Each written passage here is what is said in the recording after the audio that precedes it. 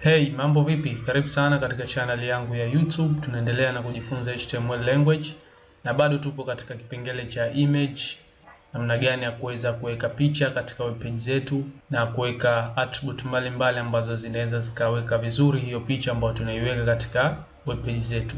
Sasa katika video hii ya leo nitakwenda kukufahamisha kitu kimoja hicho ambacho kwa sasa hakitumiki tena. Hapo zamani HTML zilizopita, versions zilizopita ilikuwa ikitumika, lakini HTML5 imekuja kuremove, imeondoa hii attribute ya align. Kulikuwa kuna attribute moja ambayo inajulikana kama ni align, na hata nikiandika hapa align katika kodi zangu, basi moja kwa moja ina detect, inapiga rangi nyekundu ikimaanisha kuwa hii tag tayari haitumiki tena. Hii attribute tayari haitumiki tena.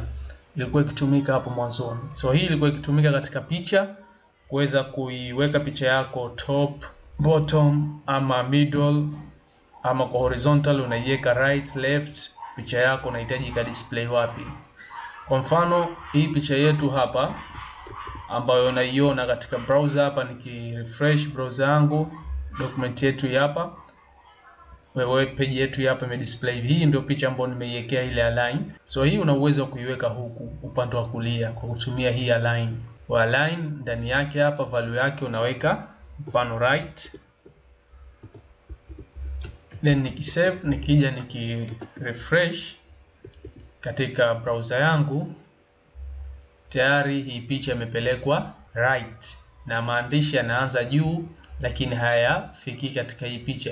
Yanafikia mwisho inapoanza hii picha, basi picha ita display katika upande wa right. Hiyo ndo alignment the way ambavyo ilikuwa ikitumika hapo mwanzoni. Kwa hiyo una uwezo wa kuweka value tofauti tofauti. Kuna hiyo right, kuna left, kuna bottom, kuna top, vertical alignment na horizontal alignment. Lakini kwa sasa attribute hii imeshapitwa na wakati, na HTML5 imekuja kuondoa vitu vyote hivyo ambavyo ilikuwa ikifanya. Hii attribute ya align sasa hivi tunatumia CSS kuweza kufanyia. Kwa hiyo utakapofika katika CSS tutakuja kuona namna gani ambavyo kuweza kuweka picha zetu left, right na kuweza kupangilia vizuri baina ya maandishi yetu, ile content yetu na picha zetu ambazo tunakuwa tunaweka katika web page zetu.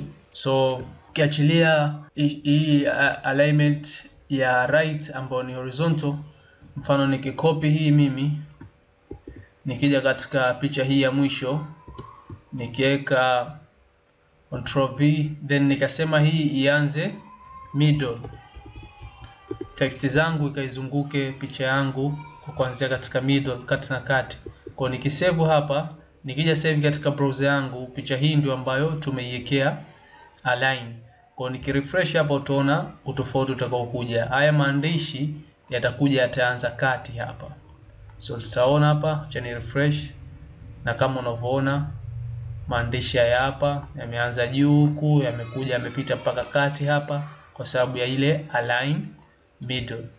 Na hii sio sana kuweza kutumika, kama nilivyokuambia tayari imeshaondoshwa hii attribute ya align, na ndio maana unaona hata editor yangu HTML5 imedetect na kuweka rangi nyekundu, kimaanisha hii haitumiki tena katika HTML5.